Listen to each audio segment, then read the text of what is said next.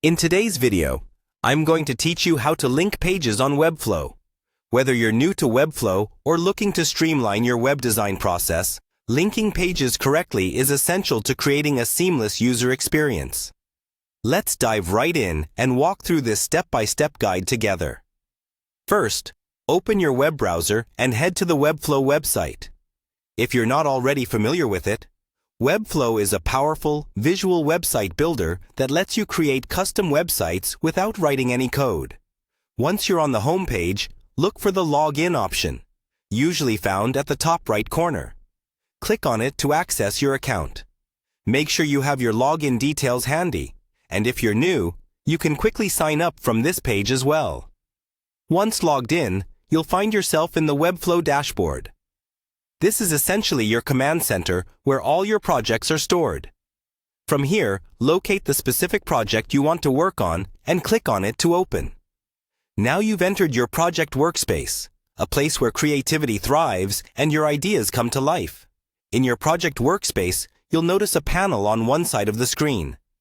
This is where you manage all your elements.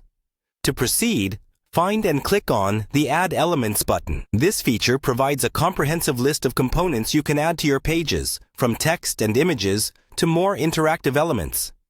Next, in the search bar that appears after you click Add Elements, type in the word Link. As you type, you will see a few linking options appear.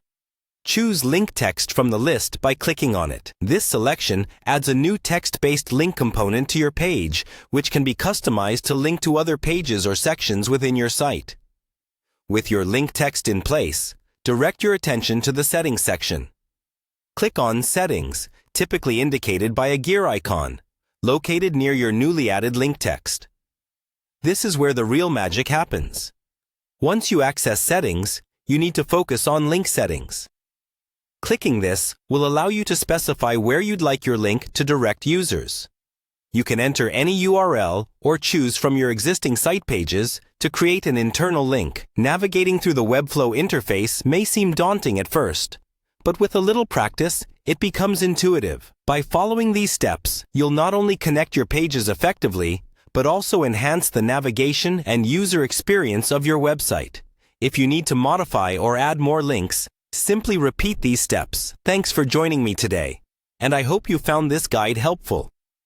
Tune in again for more Webflow tips and tricks to elevate your web design skills.